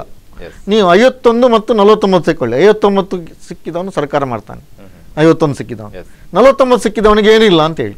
ಅದರ ಅರ್ಥ ಜನರ ಬೆಂಬಲ ಇಲ್ಲ ಅಂತ ಹೇಳಿ ಅಲ್ಲ. ಈಗ ತ್ರಿಪುರದಲ್ಲಿ ಆಯಿತು, ಏನು 3% ವ್ಯತ್ಯಾಸ, ಅಂದರೆ ಜನ ಬೆಂಬಲ ಇಲ್ಲ ಅಂತ ಹೇಳಿ ನಮಗೆ ಸೀಟು ಬಂದಿರಲಿಕ್ಕಿಲ್ಲ. ಆದರೆ ಆಲ್ ಇಂಡಿಯಾ ಲೆವೆಲಲ್ಲಿ ಕಾಂಗ್ರೆಸ್ಸಿಗೂ ಪ್ರತಿಪಕ್ಷಗಳಿಗೂ ಬೇರೆ ಎಲ್ಲ ಜನ ಬೆಂಬಲ ಇದೆ. ಅದನ್ನು ಒಟ್ಟುಗೂಡಿಸಿಕೊಂಡಾಗ ಖಂಡಿತವಾಗಿಯೂ ಇದೊಂದು ಕರ್ನಾಟಕದಲ್ಲಿ ಏನು ನಾವು ಮಾಡಿ ತೋರಿಸ್ತೇವೆ ಅದು ಮತ್ತೆ ರಾಷ್ಟ್ರೀಯ ನೆಲೆಯಲ್ಲಿ ಖಂಡಿತವಾಗಿ ಪ್ರತಿಬಿಂಬಿಸ್ತದೆ. ಕಾಂಗ್ರೆಸ್ನ ನಾಯಕರ ಒಳಗೊಳಗೆ ಹಲವಾರು ರೀತಿಯಾದಂತಹ ಭಿನ್ನಾಭಿಪ್ರಾಯಗಳಿತ್ತು. ಈ ಭಿನ್ನಾಭಿಪ್ರಾಯಗಳು ರಾಹುಲ್ ಭೇಟಿ ಸಂದರ್ಭದಲ್ಲಿ ಇರ್ಲಿಕ್ಕಿದೆಯಾ, ಅಥವಾ ಅದನ್ನು ಬದಿಗಿಟ್ಟು ಒಂದೇ ರೀತಿಯಾಗಿ ಇರ್ತಾರಾ ಅಂತ ಹೇಳಿ ನೋಡಿ. ಭಿನ್ನ ಅಭಿಪ್ರಾಯ ಅಂತ ಹೇಳುವಂಥದ್ದು ಎಲ್ಲರಲ್ಲಿಯೂ ಸಹ ಹೆಚ್ಚು ಕಡಿಮೆ ಸ್ವಲ್ಪ ಇರ್ತದೆ. ನಾವು ಮೇಲೆ ಬರಬೇಕು, ನಮಗೆ ಸೀಟ್ ಸಿಗಬೇಕು, ನಮಗೆ ಪದವಿ ಸಿಗಬೇಕಂತೇಳಿ ಎಲ್ಲ ಪಕ್ಷಗಳಲ್ಲಿ ಇರ್ತದೆ, ಅದು ಇಲ್ಲದೆ ಹೇಳಿಲ್ಲ. ಆದರೆ ಅದನ್ನು ಎಲ್ಲವನ್ನು ದೂರ ಇಟ್ಟು ಎಲ್ಲರನ್ನು ಒಟ್ಟುಗೂಡಿಸಿಕೊಂಡು ಹೋಗಲಿಕ್ಕೆ ರಾಹುಲ್ ಗಾಂಧಿ ಅವರಿಗೆ ಸಾಧ್ಯ ಆಗಿದೆ. ಆ ದಿಸೆಯಲ್ಲಿ ಏನಾದರೂ ಸಣ್ಣ ಪುಟ್ಟ ವ್ಯತ್ಯಾಸ ಬಂದರೆ ಆಗಲೇ ಕರೆದು ಅದನ್ನು ಸರಿಪಡಿಸಿಕೊಂಡು ಹೋಗುವಂಥದ್ದು. ಈಗ ಎಲ್ಲ ನಾಯಕರು ಒಟ್ಟಾಗಿ ಇಲ್ಲಿ ಕಾಂಗ್ರೆಸ್ ಬರಬೇಕು. ಇದು ಕಾಂಗ್ರೆಸ್ ಪಕ್ಷದ ಅವಶ್ಯಕತೆ ಅಲ್ಲ, ಅವರ ಅವಶ್ಯಕತೆ ಕೂಡ. ಈಗ ನಾನು ಬೆಳೆದಿದ್ದರೆ ನಾನು ಪಕ್ಷವನ್ನು ಬೆಳೆಸಲಿಕ್ಕೆ ಆಗುವುದಿಲ್ಲ, ಪಕ್ಷ ಬೆಳೆದಿದ್ದರೆ ನಾನು ಕೂಡ ಬೆಳೆಯಲಿಕ್ಕೆ ಆಗುವುದಿಲ್ಲ. ಆದ್ದರಿಂದ ಎರಡು ಇದರಲ್ಲಿ ಕೂಡ ಎಲ್ಲರೂ ಅರ್ಥ ಮಾಡಿಕೊಂಡಿದ್ದಾರೆ. ಖಂಡಿತವಾಗಿಯೂ ಇಲ್ಲಿ ಪೂರಕ ವಾತಾವರಣ ಕಾಂಗ್ರೆಸ್ಸಿಗಂತೂ ಇದೆ. ಅಂದರೆ ಕಾಂಗ್ರೆಸ್ ಬಂದರೆ ಮುಂದಿನ ದಿನಗಳಲ್ಲಿ ಜನರಿಗೆ ಯಾವ ರೀತಿಯಾದಂತಹ ಲಾಭಗಳಿವೆ ಅಂತ? ಲಾಭಗಳಲ್ಲ ನೋಡಿ, ಲಾಭಗಳಿಗಿಂತಲೂ ಪರಸ್ಪರ ಹೊಡೆದಾಡಿಸಿಕೊಳ್ಳುವುದು, ಕೋಮುಗಲಭೆಯನ್ನು ಪ್ರಚೋದಿಸುವುದು, ಮತ್ತು ಪರಸ್ಪರ ಬೆಂಕಿ ಕೊಟ್ಟುಕೊಳ್ಳುವುದು, ಇದು ಎಲ್ಲ BJP ನೇತೃತ್ವದ ಸರ್ಕಾರಗಳು ಮಾಡ್ತಾ ಇದೆ. ಅವರಿಗೆ ಅದರ ಮುಖಾಂತರವೇ ಜನರನ್ನು ದಾರಿ ಕೆಡಿಸಿ ಅಧಿಕಾರಕ್ಕೆ ಬರುವಂಥದ್ದು. ಅದೆಲ್ಲ ಜನರಿಗೆ ಈಗ ಅರ್ಥ ಆಗಿದೆ. ಈಗ ಕರಾವಳಿಯಲ್ಲಿ ಈಗ ಬೇರೆ ಬೇರೆ ಜಾತಿಗಳಿದೆ. ಒಂದು ಕಡೆಯಲ್ಲಿ ಮುಸ್ಲಿಮರಲ್ಲಿ ಬ್ಯಾರಿಗಳು ಜಾಸ್ತಿ ಇದ್ದಾರೆ, ಇಲ್ಲಿ ಬಿಲ್ಲವರಿದ್ದಾರೆ, ಹಿಂದೂಗಳಲ್ಲಿ ಬಂಟ್ಸ್ ಇದ್ದಾರೆ, ಕುಲಾಲರು ಇದ್ದಾರೆ, ಮೀನುಗಾರರ ಇದಿದೆ. ಸೊ ಎಲ್ಲ ಬೇರೆ ಬೇರೆ ಅವರಿಗೆಲ್ಲ ವಿಷಯ ಗೊತ್ತಾಗ್ತಾ ಇದೆ. ಈಗ ನಮ್ಮ ಯುವಕರನ್ನು ದಾರಿ ತಪ್ಪಿಸಿ ಯೂಸ್ ಮಾಡೋದು. ಯಾರು ಶ್ರೀಮಂತರಿದ್ದಾರೆ ಅಥವಾ ಮೇಲ್ಜಾತಿಯವರು ಇದ್ದಾರೆ, ಡಾಕ್ಟ್ರು ಇಂಜಿನಿಯರಿಗೆ ಹೋಗ್ತಾರೆ ಅಥವಾ IAS IPS ಆಗ್ತಾರೆ. ನಮ್ಮ ಮಕ್ಕಳನ್ನು ಖಾಲಿ ಕ್ರಿಮಿನಲ್ನಾಗಿ ಜೈಲಿನಲ್ಲಿ ತುಂಬಿಸಿಬಿಡ್ತಾರೆ. ಸೊ ಅಂಥದ್ದು BJPಯಿಂದ ಆಗ್ತದೆ. ಬಟ್ ಕಾಂಗ್ರೆಸ್ ಅದಲ್ಲ, ಎಲ್ರಿಗೂ ಕೈಗೆ ಕೆಲಸ ಕೊಡ್ತದೆ, ಉದ್ಯೋಗ ಕೊಡ್ತದೆ. ಈ ದಿಸೆಯಲ್ಲಿ ಕಾಂಗ್ರೆಸ್ಸನ್ನು ಹೆಚ್ಚು ಅರ್ಥ ಮಾಡಿ. ಈಗ ನಳ್ಳಿಯಲ್ಲಿ ನೀರು ಇಲ್ಲದಾಗ ಗೊತ್ತಾಗ್ತದೆ ನೀರಿನ ಇಂಪಾರ್ಟೆನ್ಸ್. ಅದೇ ರೀತಿ ಈಗ ದೇಶದಲ್ಲಿ ಕಾಂಗ್ರೆಸ್ ಸರ್ಕಾರ ಇಲ್ಲದಾಗ ಈಗ ಗೊತ್ತಾಗಿದೆ ಏನು BJP ಬಂದರೆ ಏನು ಮಾಡ್ತದೆ. ಈಗ ಮೋದಿ ಕೆಲವು ಸಲ ಮೌನವಾಗಿ ಕೂತಿರ್ಬೋದು ಮೋದಿಯವರು, ಆದರೆ ಅವರ ಪಕ್ಷದಲ್ಲಿರುವ ನೇತಾರರು ಅಲ್ಲಿ ಬೆಂಕಿ ಕೊಡ್ತೇನೆ ಮತ್ತು ಓಟನ್ನು ಕೂಡ. ಈಗ ನೋಡಿ, ನಿನ್ನೆ ಒಬ್ಬರು MP ಅವರು ಹೇಳಿ EVM every vote for Modi ಅಂತೇಳಿ. ಅಂಥ ಒಂದು ಥಿಂಕಿಂಗ್ ಇದೆ ಅಂತ ಹೇಳಿದರೆ ಬೇರೆಯವರಿಗೆ ಓಟೇ ಹಾಕಬಾರ್ದು. ಸೊ ವೋಟಿಂಗ್ ಮೆಷಿನ್ನ ಮುಖಾಂತರ ಎಲ್ಲ ಓಟುಗಳನ್ನು ಮೋದಿಗೆ ಕೊಡ್ತೇವೆ ಅಂತ ಹೇಳಿ ಅವರು, ಅಥವಾ BJPಗೆ ಕೊಡ್ತೇವೆ ಅಂತೇಳಿ ಆ ಒಂದು ಮೆಂಟಾಲಿಟಿ ಇದ್ದರೆ ಇಲ್ಲಿ ಪ್ರಜಾಪ್ರಭುತ್ವ ನೆಲೆ ನಿಲ್ಲಕ್ಕೆ ಸಾಧ್ಯತೆ ಇದೆಯಾ? ಸೊ ಅದರಿಂದ ಪ್ರಜಾಪ್ರಭುತ್ವ ನೆಲೆ ನಿಲ್ಲಬೇಕಿದ್ರೆ ಈ 5 ವರ್ಷದಲ್ಲಿ ಪುನಃ ಕಾಂಗ್ರೆಸ್ ಇಲ್ಲಿ ಬರಬೇಕು ಸೆಂಟರ್ನಲ್ಲಿ, ಅದೇ ಕೂಡ ರಾಜ್ಯದಲ್ಲಿ ಕೂಡ ಬರಬೇಕು. ಆ ನೆಲೆಯಲ್ಲಿ ನಾವು ಜನರಿಗೆ ಮನವರಿಕೆ ಮಾಡ್ತಾ ಇದ್ದೇವೆ. ತೆಕ್ಕೊಳ್ಳೋದು ಬಿಡುವುದು ಜನರದ್ದು. ಎಸ್, ರಾಹುಲ್ ಭೇಟಿ ಸಂದರ್ಭದಲ್ಲಿ ಹಲವಾರು ರೀತಿಯಾದಂತಹ ಸಿದ್ಧತೆಗಳು ಕೂಡ ನಡೀಲಿಕ್ಕಿದೆ. ಈ ಹಿಂದೆ ಬಿಜೆಪಿಯವರ ಸಮಾವೇಶದಲ್ಲಿ ಕೂಡ ಹಲವಾರು ರೀತಿಯಾದಂತಹ ಸಿದ್ಧತೆಗಳು ಕೂಡ ನಡೆದಿತ್ತು. ಆದ್ರೆ ಅಂತಹ ಸಂದರ್ಭದಲ್ಲಿ ಕಾಂಗ್ರೆಸ್ನಿಂದ ಕೆಲವು ಘಟನೆಗಳು ಕೂಡ ನಡೆದಿತ್ತು. ಏನಪ್ಪಾ ಅಂತ ಹೇಳಿದ್ರೆ ಬಂಟಿಂಗ್ಸ್ ವಿಚಾರ ಆಗಿರ್ಬೋದು, ಆ ಬಿಜೆಪಿಯವರು ಹಾಕಿದಂತಹ ಬಂಟಿಂಗ್ಸ್ ಅನ್ನು ಕಾಂಗ್ರೆಸ್ನವರು ತೆರವುಗೊಳಿಸಿದ್ರು. ಹಾಗಾದ್ರೆ ಕಾಂಗ್ರೆಸ್ನ ನೋಡಿ ಹಾಗೆಲ್ಲ ರಾಹುಲ್ ಭೇಟಿಯ ಸಂದರ್ಭದಲ್ಲಿ ನೋಡಿ, ಸಿಟಿ ಕಾರ್ಪೊರೇಷನ್ ಇಂದ ಯಾವುದೆಲ್ಲ ಪರ್ಮಿಷನ್ ತೆಗೆದು ಹಾಕಿದ್ದಾರೆ ಅದನ್ನು ಮುಟ್ಟುವುದಿಲ್ಲ ಯಾರು ಸಿಟಿ ಕಾರ್ಪೊರೇಷನ್ ಅವರು. ಅದು ನಮ್ಗಾಗ್ಲಿ, ಆಡಳಿತ ಪಕ್ಷಕ್ಕಾಗ್ಲಿ ಅಥವಾ ವಿರೋಧ ಪಕ್ಷಕ್ಕಾಗ್ಲಿ, ಯಾರು ಪರ್ಮಿಷನ್ ತೆಗಿಲಿಲ್ಲ ಸಿಟಿ ಕಾರ್ಪೊರೇಷನ್ ಇಂದ. ಹಾಗಾದ್ರೆ ಮೊನ್ನೆ ಸಂದರ್ಭದಲ್ಲಿ ಬಿಜೆಪಿ ಅವರು ಯಾವುದೇ ರೀತಿಯಾದಂತಹ ಪರ್ಮಿಷನ್ ಅಲ್ಲಿ ಬಂದಿದೆ ಅಂತ ವಿಷಯ ಬಂತು. ಸಿಟಿ ಕಾರ್ಪೊರೇಷನ್ ಅವರು ಹೇಳಿದ್ದಾರೆ, ಎಲ್ಲ ರಾಜಕೀಯ ಮತ್ತೆ ಮೊನ್ನೆ DC ಅವರು ಕೂಡ ಇಲೆಕ್ಷನ್ ಸಭೆಯಲ್ಲಿ ಹೇಳಿದ್ದಾರೆ. ಇದು ನಾವು ಚುನಾವಣಾ ಕಮಿಷನ್ನ ಎಲೆಕ್ಷನ್ ಕಮಿಷನ್ ಅಂಡರ್ಲಿ ಬರ್ತೇವೆ, ನಮ್ಗೆ ಎಲ್ಲರೂ ಒಂದೇ, ನೀವು ಯಾವುದು ಪರ್ಮಿಷನ್ ತೆಕ್ಕೊಂಡಿದ್ರೆ ಅದನ್ನು ಮಾತ್ರ ಹಾಕಿ, ನೀವಾಗೆ ತೆರವುಗೊಳಿಸಿ, ಯಾವುದೇ ಇದಕ್ಕೂ ಆಸ್ಪದ ಕೊಡಬೇಡಿ ಅಂತೇಳಿ. ಹಾಗಾದ್ರೆ ನಿಮ್ಮ ಪಕ್ಷದವರು ಈಗಾಗಲೇ ಪರ್ಮಿಷನ್ ತಗೊಂಡಿದ್ದೀರಿ? ಅದಕ್ಕೆಲ್ಲ ಕೆಲಸ ಆಗಿದೆ, ಅದೆಷ್ಟು ಬೇಕು ಪರ್ಮಿಷನ್ ತಗೊಂಡು ಹಾಕ್ತಾ ಇದ್ದೇವೆ, ಇನ್ನು ಪೂರ ಕಾರ್ಯಕ್ರಮ ಆಗ್ತಾ ಇದೆ. ಅದನ್ನೇ ನಾನು ಆಗ್ಲೂ ಕೂಡ ಹೇಳಿದ್ದು, ಬೈಕ್ ರ್ಯಾಲಿಗೂ ಕೂಡ ಅಷ್ಟೇ ಬಿಜೆಪಿ ಅವರಿಗೆ ಯಾವುದೇ ರೀತಿಯ ನೋಡಿ, ಇದು ಬೈಕ್ ರ್ಯಾಲಿ ಅಲ್ಲ, ಇದ್ರಲ್ಲೂ ಕೂಡ ಬೈಕ್ ರ್ಯಾಲಿ ಅಂತ ಇರುವುದಿಲ್ಲ. ಹೋಗುವವರು ಕಾರಲ್ಲಿ ಹೋಗ್ತಾರೆ, ಜೀಪಲ್ಲಿ ಹೋಗ್ತಾರೆ, ಬೈಕಲ್ಲಿ ಹೋಗ್ತಾರೆ. ಸೊ ನಮ್ದಂತೂ ಬೈಕ್ ರ್ಯಾಲಿ ಅಲ್ಲ, ಇದು ರೋಡ್ ಶೋ ಹೋಗುವಾಗ ಅವರು ವೆಹಿಕಲಲ್ಲಿ ನಿಂತುಕೊಂಡು ಜನರಿಗೆ ವಿಶ್ ಮಾಡಿಕೊಂಡು ಹೋಗ್ತಾರೆ. ಮತ್ತೆ ಅಲ್ಲಲ್ಲಿ ಕಾರ್ನರ್ ಮೀಟಿಂಗ್ಗಳಿರ್ತದೆ. ಈಗ ಸುರತ್ಕಲ್ ಬಂದಾಗ ಅಥವಾ ಒಂದು ಜನಸಾಮಾನ್ಯನ ಅಂಗಡಿ ಸಿಕ್ಕಿತು, ಆಗ ಸಡನ್ ನಿಲ್ಲಿಸ್ತಾರೆ, ಹೋಗ್ತಾರೆ. ನಮಗೆಲ್ಲವನ್ನು ಈಗಲೇ ಹೇಳಲಿಕ್ಕಾಗೋದಿಲ್ಲ. ರಾಹುಲ್ ಗಾಂಧಿಯವರ ಆ ರೀತಿ ಮಾಡಿಕೊಂಡು ಹೋಗ್ತಾರೆ.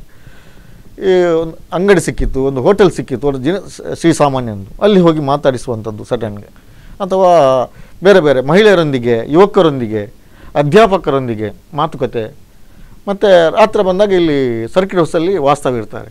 ಸೊ ಆವಾಗ ಕೂಡ ಕಾಂಗ್ರೆಸ್ ನೇತಾರರೊಂದಿಗೆ, ಬ್ಲಾಕ್ ಅಧ್ಯಕ್ಷರೊಂದಿಗೆ, ಬೇರೆ ಮೀನುಗಾರರೊಂದಿಗೆ, ಬೇರೆ ಎಲ್ಲರೊಟ್ಟಿಗೆ ಮಾತುಕತೆ. ಅವರು 2 ದಿವಸದ ಒಂದು ಪ್ರವಾಸ ಅಂತ ಹೇಳಿದ್ದಾರೆ. ದಕ್ಷಿಣ ಕನ್ನಡ ಮತ್ತು ಉಡುಪಿ ಜಿಲ್ಲೆಗೆ 2 ದಿವಸದ ಪ್ರವಾಸವನ್ನು ರಾಹುಲ್ ಗಾಂಧಿ ಅವರು ಕೈಗೊಂಡಿದ್ದಾರೆ. ಹಾಗಾಗಿ ಈಗ ಇದು 20ಕ್ಕೆ ಮಾತ್ರ ಈ ಸಲ. ಹೌದು, ಅಂದ್ರೆ ಒಂದು ದಿವಸ ರಾತ್ರಿ ಕೂಡ ಅಲ್ಲಿ ತಂಗ್ತಾರೆ. ಅದೇ ಇದರಲ್ಲಿ ಬರ್ತದೆ. ಬೆಳಿಗ್ಗೆ 11 ಗಂಟೆ ಬರ್ತಾರೆ, ರಾತ್ರಿ ಕೂತ್ಕೊಂಡು ಮರು ದಿವಸ ಹೋಗ್ತಾರೆ. ನೆಕ್ಸ್ಟ್ ಚಿಕ್ಕಮಗಳೂರಿಗೆಲ್ಲ ಹೋಗ್ತಾರೆ. ಆದರೂ ಇನ್ನೊಮ್ಮೆ ಈಗ ನೋಡಿ, ಬಂಟ್ವಾಳ, ಪುತ್ತೂರು, ಸುಳ್ಯ, ಬೆಳ್ತಂಗಡಿಗೆ ಅವಕಾಶ ಸಿಗ್ತಾ ಇಲ್ಲ. ಅಲ್ಲಿ ಜನರು ಇಲ್ಲಿಗೆ ಬರಬೇಕಾಗ್ತದೆ. ಆದರೆ ಅಲ್ಲಿಗೂ ಕೂಡ ಅವರು ಕೊಡುವಂಥ ಒಂದು ಏಪ್ರಿಲ್ನಲ್ಲಿ ನಾವು ವ್ಯವಸ್ಥೆ ಮಾಡ್ತೇವೆ ಅಂತ ಹೇಳಿ KPCC ಅವರು ಆಶ್ವಾಸನೆ ಕೊಟ್ಟಿದ್ದಾರೆ. ಆವಾಗ ಅಲ್ಲಿಗೂ ಕೂಡ ಇಲೆಕ್ಷನ್ ಘೋಷಣೆ ಆದ ನಂತರ ಭೇಟಿ ಕೊಡ್ತಾರೆ. ಹಾಗಾದ್ರೆ ಕರಾವಳಿ ಪಾಳ್ಯದಲ್ಲಿ ರಾಹುಲ್ ಗಾಂಧಿ ಹವಾ ಇದೆ ಅನ್ನುವಂಥದ್ದನ್ನು ತೋರಿಸಿಕೊಡ್ತೀರಿ? ಖಂಡಿತವಾಗಿಯೂ. ನೋಡಿ ಇಲ್ಲಿ, ಯಾಕಂದ್ರೆ ಈ ಹಿಂದೆನೂ ಕೂಡ ಮೋದಿ ಕಾರ್ಯಕ್ರಮ ನಡೆಯುವಂತ ಸಂದರ್ಭದಲ್ಲಿ ಹಲವಾರು ರೀತಿಯಾದಂತಹ ಪ್ರಚಾರಗಳನ್ನು ಬಿಜೆಪಿ ಪಕ್ಷದವರು ನೀಡ್ತಾ ಇದ್ರು. ಮೋದಿ ಹವಾ ಇದೆ ಅನ್ನುವಂಥದ್ದನ್ನು ಕೂಡ ಸಾಬೀತುಪಡಿಸ್ತಾ ಇದ್ರು. ಅವರು ಸಾಬೀತುಪಡಿಸಿದ್ರು. ಒಬ್ಬರು ಪ್ರಧಾನಮಂತ್ರಿಯವರು ಬರುವಾಗ ಎಷ್ಟು ಬೇಕಿತ್ತೋ ಅಷ್ಟು ಜನ ಅಲ್ಲಿ ಸೇರಲಿಲ್ಲ. ಅಮಿತ್ ಶಾ 2 ಸಲ ಬಂದರು, ಅವರು ಕದ್ದು ಮುಚ್ಚಿಕೊಂಡು ಹೋಗಬೇಕಾಯಿತು. ಇದು ಖಂಡಿತವಾಗಿ ಹಾಗೆ ಆಗುವುದಿಲ್ಲ. ಇದಕ್ಕೆಲ್ಲ ವ್ಯವಸ್ಥೆಯನ್ನು ಬೂತ್ ಮಟ್ಟದಲ್ಲಿ, ಬ್ಲಾಕ್ ಮಟ್ಟದಲ್ಲಿ, ಜಿಲ್ಲೆಯ ಮಟ್ಟದಲ್ಲಿ ಎಲ್ಲ ವ್ಯವಸ್ಥೆ ಆಗಿದೆ. ಸೊ ಪ್ರತಿ ಕ್ಷೇತ್ರದಿಂದ ಜನ ಬಂದಾಗ, ಮತ್ತು ಇಲ್ಲಿಯ ಸಿಟಿಯ ಜನರು, ಫ್ಲೋಟಿಂಗ್ ಬೇರೆ ಕಡೆಯಿಂದ ಬಂದವರು ಎಲ್ಲರೂ ಸೇರುವಾಗ ಒಂದು 2 ಲಕ್ಷಕ್ಕೂ ಮಿಕ್ಕಿದ ಜನ ಖಂಡಿತವಾಗಿ ಆಗ್ತದೆ. ಎಸ್, ಇದರ ಬಗ್ಗೆ ಇನ್ನಷ್ಟು ಮಾತಾಡಲಿಕ್ಕಿದೆ. ರಾಹುಲ್ ಗಾಂಧಿಯವರ ಭೇಟಿಯಂತ ಸಂದರ್ಭದಲ್ಲಿ ಈ ಹಿಂದೆ ಮೋದಿಯವರ ಭೇಟಿ ಕೂಡ ಆಗಿತ್ತು. ಆ ಸಂದರ್ಭದಲ್ಲಿ ಬಿಜೆಪಿಯವರು ಯಾವುದೆಲ್ಲ ರೀತಿಯಾದಂತಹ ಸಿದ್ಧತೆಗಳನ್ನು ನಡೆಸಿದ್ರು, ಅದಕ್ಕಿಂತಲೂ ವಿಭಿನ್ನ ರೀತಿಯಾಗಿ ಕಾಂಗ್ರೆಸ್ ಪಕ್ಷ ಹಲವಾರು ರೀತಿಯಾದಂತಹ ಸಿದ್ಧತೆಗಳನ್ನು ನಡೆಸಿ ಮುಂದಿನ ರಾಹುಲ್ ಭೇಟಿ ಸಂದರ್ಭದಲ್ಲಿ ಈ ಕಾರ್ಯಕ್ರಮವನ್ನು ಯಶಸ್ವಿಗೊಳಿಸುತ್ತೇವೆ ಅನ್ನುವಂತಹ ಒಂದು ಆಶಯವನ್ನು ಮುಂದಿಟ್ಟಿದ್ದಾರೆ. ಇದರ ಕುರಿತು ಇನ್ನಷ್ಟು ಮಾತಾಡೋಣ. ಅದಕ್ಕಿಂತ ಮುಂಚೆ ಕಾರ್ಯಕ್ರಮದಲ್ಲಿ ಚಿಕ್ಕದೊಂದು ಬ್ರೇಕ್.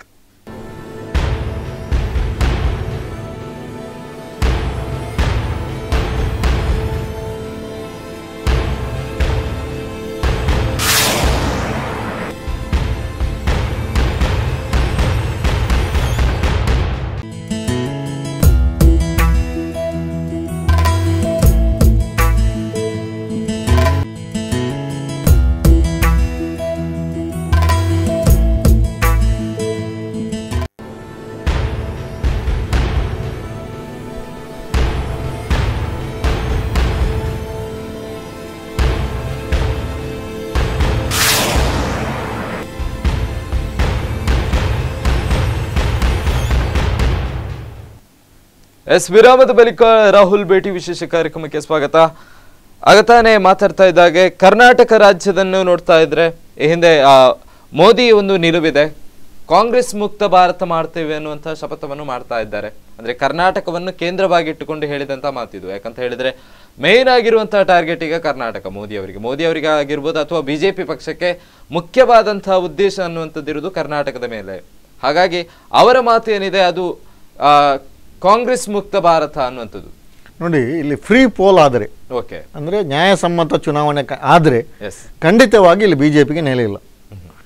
ಅವರು ಏನೂ ಹೇಳಿ, ಅವರು ನೆನೆಸಿದಕ್ಕಿಂತ 3ರಲ್ಲಿ 1, 3ರಲ್ಲಿ 2 ಅವರು ನೆನೆಸಿಲ್ಲ, 3ರಲ್ಲಿ 1 ಪಾಲು ಬರ್ಬೋದು.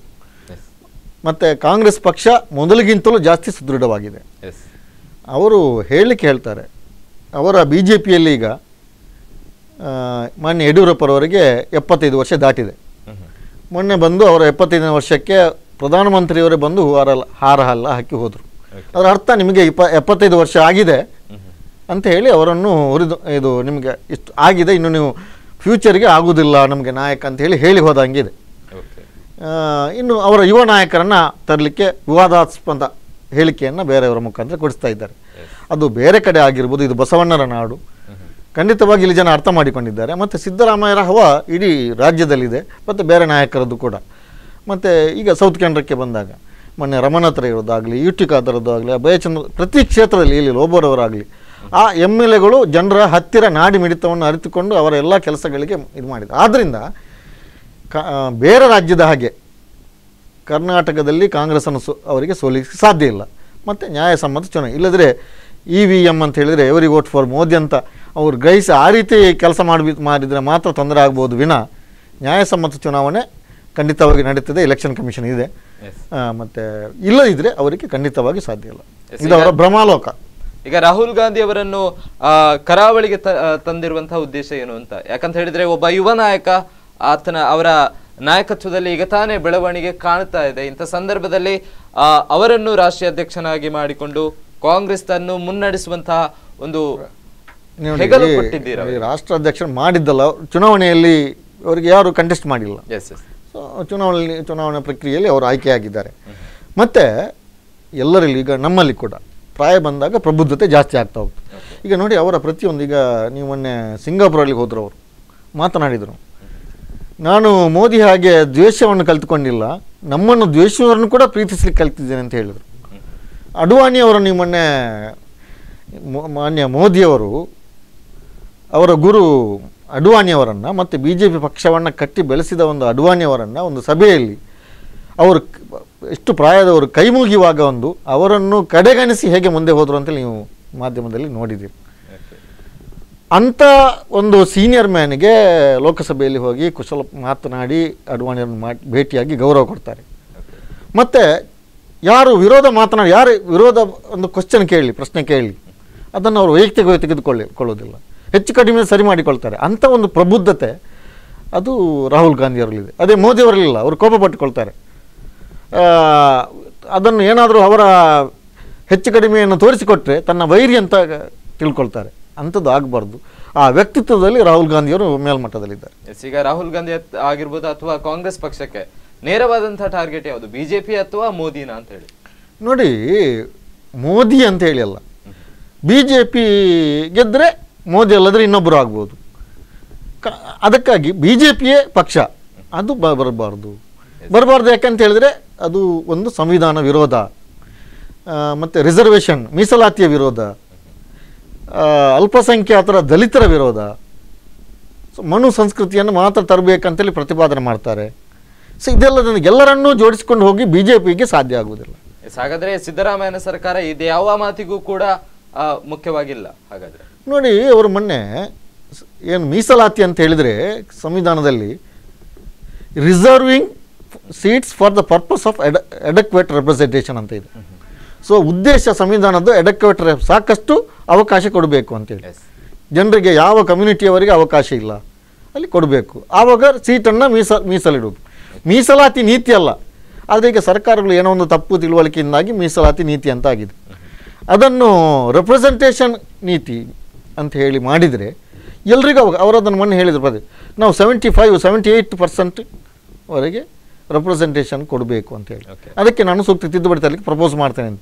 ಅದು ಈಗ ಈ ಚುನಾವಣೆಯ ಒಂದು ವಿಷಯ ಆಗ್ತದೆ. ಮತ್ತು ಜಾತಿ ಸಮೀಕ್ಷೆ ಎಲ್ಲ ಆಗಿದೆ, ಅದರ ಇದೆಲ್ಲ ವಿವರ ಬಹಿರಂಗ ಬಂದಾಗ ಅದೇ ಬಿ ಜೆ ಪಿ ಏನಾಗಿದೆ ಅಂತ ಹೇಳಿದರೆ ಹಿಂದುಳಿದವರಿಗೆ, ದಲಿತರಿಗೆ, ಯಾವುದು ಕೊಡಬಾರ್ದು, ಎಲ್ಲ ನಾವೇ ತಿನ್ನಬೇಕು, ಯಾರು ಶ್ರೀಮಂತರಿದ್ದಾರೆ ಅವರದ್ದೇ ಆಗಬೇಕು ಅಂತ ಹೇಳುವಂಥದ್ದು, ಎಲ್ಲ ಕಂಪನಿಗಳಿಗೆ ಅವರನ್ನು ಹೊಂದಿಕೊಂಡಿರುವಂಥದ್ದು, ಅವರಿಗೆ ಎಲ್ಲ ಕೊಡುವಂಥದ್ದು. ಸೊ ಅದು ಬಿ ಜೆ ಪಿ ಮತ್ತು ಕಾಂಗ್ರೆಸ್ ಒಂದು ಪೂರ್ವ ಒಂದು ಪಶ್ಚಿಮ, ಇದು ಬಡವರ ಪರ, ಇದು ಯಾರಿಗೆ ಅವರ ಕಾಲ ಮೇಲೆ ನಿಲ್ಲಕ್ಕೆ ಆಗುವುದಿಲ್ಲ, ಬಡವರಿದ್ದಾರೆ, ಯಾರಿಗೆ ಕೆಲಸ ಇಲ್ಲ ಕೆಲಸವನ್ನು ಕೊಡುವಂಥದ್ದು, ಅದು ಕೃಷಿ ಆಗಲಿ ಇಂಡಸ್ಟ್ರಿ ಆಗಲಿ ಅದನ್ನು ಮೇಲೆ ತರುವಂಥದ್ದು. ಸೊ ಎಲ್ಲದರ ಮುಖಾಂತರ ಮತ್ತು ಶಿಕ್ಷಣ ಕೊಡುವಂಥದ್ದು. ಶಿಕ್ಷಣ ಒಂದು ವೇಳೆ ಸರಿಯಾಗಿ ಕೊಡದಿದ್ದರೆ ನಮ್ಮ ಮಕ್ಕಳಿಗೆ, ನಮ್ಮ ಯುವಕರಿಗೆ ಅವರು ಒಳ್ಳೆಯ ಸಂಸ್ಕೃತಿ ಒಳ್ಳೆಯ ಇದನ್ನು ಬರಲಿಕ್ಕೆ ಆಗೋದಿಲ್ಲ. ಸೊ ಆದ್ದರಿಂದ ಎಲ್ಲ ದಿಸೆಯಲ್ಲಿ ಒಂದು ಇಡೀ ರಾಷ್ಟ್ರಕ್ಕೆ, ಇಡೀ ನೋಡಿ ಬೇರೆ ಬೇರೆ ರಾಜ್ಯ, ತೆಲಂಗಾಣ ಆಗಲಿ ತಮಿಳುನಾಡಲ್ಲಾಗಲಿ ಬೇರೆ ಬೇರೆ ವಿಧಾನಸಭೆಗಳಲ್ಲಿ ಕರ್ನಾಟಕದ ಬಗ್ಗೆ ಮಾನ್ಯ ಮುಖ್ಯಮಂತ್ರಿಯವರ ಕಾರ್ಯಕ್ರಮದ ಬಗ್ಗೆ ಅಲ್ಲಲ್ಲಿ ಅಪ್ರಿಷಿಯೇಷನ್ ಮಾತಾಗ್ತಾ ಇದೆ. ಅದರ ಅರ್ಥ ನಾವು ಕೊಟ್ಟಿದ್ದೇವೆ, ಜನರಿಗೆ ಅದು ಮುಟ್ಟಿದೆ ಅಂತೇಳಿ ಇಲ್ಲಿಗೆ ಅದನ್ನು ಸ್ಟಡಿ ಮಾಡಲಿಕ್ಕೆ ಬರ್ತಾರೆ. ಸೊ ಆದ್ದರಿಂದ ಈ ಒಂದು ಸರ್ಕಾರ ಈ 5 ವರ್ಷದಲ್ಲಿ ಕೊಟ್ಟಂಥದ್ದನ್ನು ಅದು ಬಿ ಜೆ ಪಿಯವರು ಗ್ರಹಿಸಿರ್ಲಿಕ್ಕಿಲ್ಲ, ಇಂಥ ಒಂದು ಒಳ್ಳೆ ಸರ್ಕಾರ ಕೊಡ್ತಾರೆ ಅಂತೇಳಿ. ಈಗ ಅವರಿಗೆ ಏನೋ ತಪ್ಪು ತಿಳುವಳಿಕೆಯಲ್ಲಿ ಜನರಿಗೆ ಹೋಗಬೇಕು, ಆ ರೀತಿ ಮಾಡ್ಬೋದು. ತಪ್ಪು ಅವರ ಅಂತರಂಗದಲ್ಲಿದೆ. ಸಿದ್ದರಾಮಯ್ಯವರು ಮತ್ತು ಅವರ ಮಂತ್ರಿಮಂಡಲ ಒಳ್ಳೆಯ ಸರ್ಕಾರವನ್ನು ಕೊಟ್ಟಿದೆ ಅಂತ. ಆದರೆ ಕೇಂದ್ರದವರು ರಾಜ್ಯ ಸರ್ಕಾರದ ಮೇಲೆ ಹಲವಾರು ರೀತಿಯಾದಂತಹ ದೂಷಣೆಗಳನ್ನು ಮಾಡ್ತಾ ಇದ್ದಾರೆ. 10% ಸರ್ಕಾರ ಅಂತ ರೀತಿಯಲ್ಲಿ ಕೂಡ ಒಂದು ಹೇಳಿಕೆಯನ್ನು ಕೂಡ ಕೊಡ್ತಾ ಇದ್ದಾರೆ. ಪ್ರತಿ ಬಾರಿ ಕೂಡ ಹೇಳಿಕೆ ಉಂಟು. ಅದೆಲ್ಲ ಹೇಳಿಕೆ. ಆದರೆ ಮೊನ್ನೆ ಸಿದ್ದರಾಮಯ್ಯವರು ಹೇಳಿದರು, ಮುಖ್ಯಮಂತ್ರಿಗಳು, ನೀವು ದೂಷಣೆ ಮಾಡೋದಿದ್ರೆ ಅದಕ್ಕೆ ಪ್ರೂಫ್ ಕೊಡಿ, ಮಾತಾಡಿ.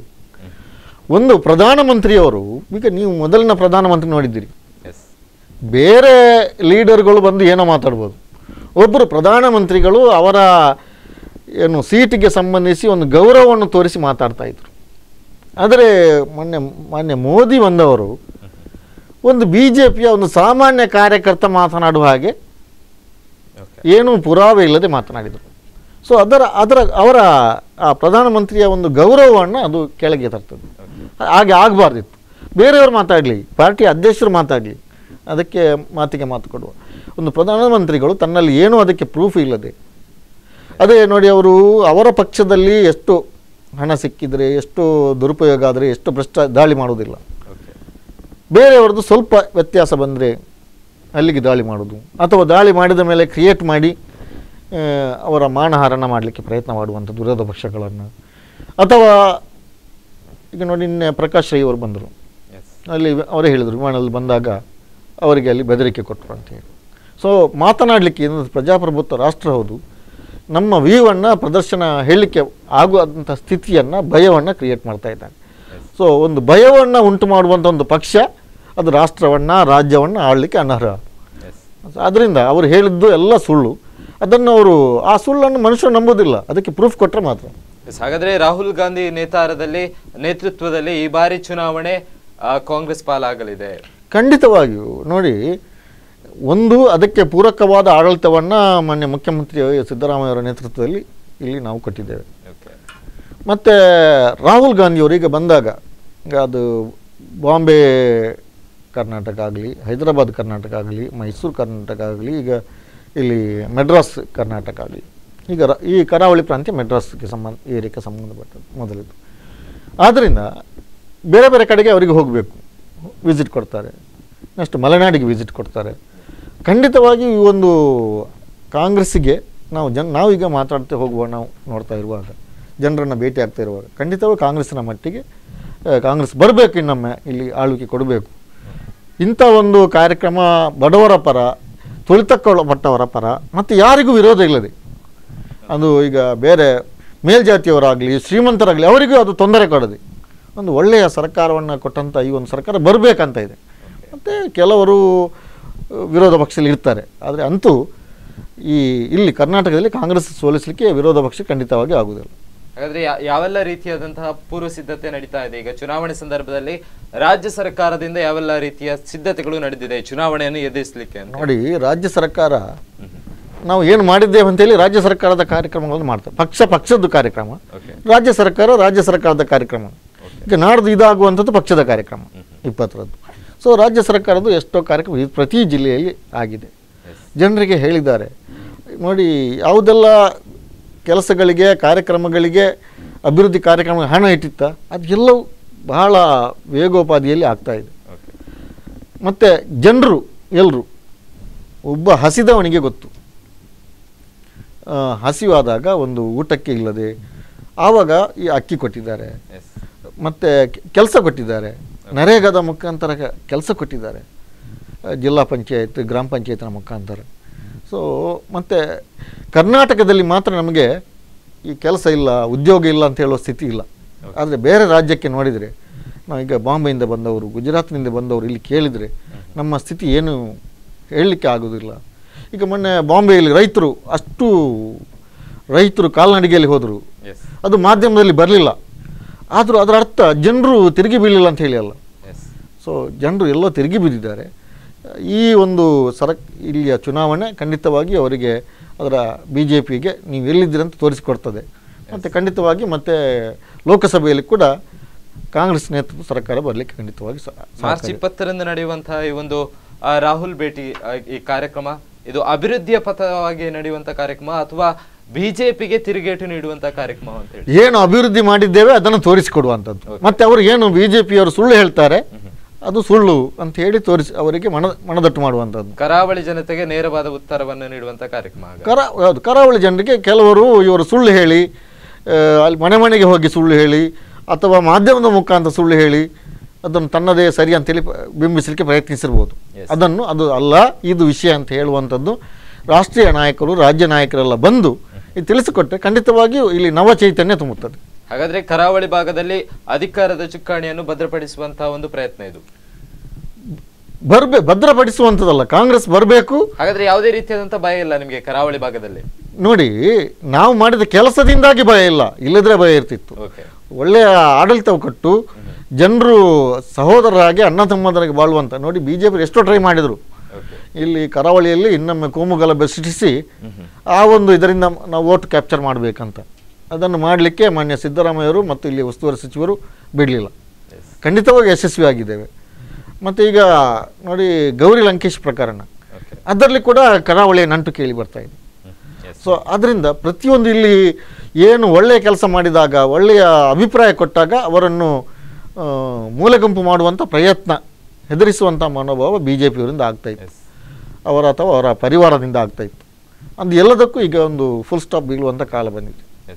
ಕಾಂಗ್ರೆಸ್ ಪಕ್ಷದಲ್ಲಿ ಹಿರಿಯ ಮುಖಂಡರು ಇರುವಂತಹ ಸಂದರ್ಭದಲ್ಲಿ ಕೂಡ ಒಬ್ಬ ಯುವ ನಾಯಕನಿಗೆ ಪಟ್ಟ ಕಟ್ಟಿದ್ದೀರಿ.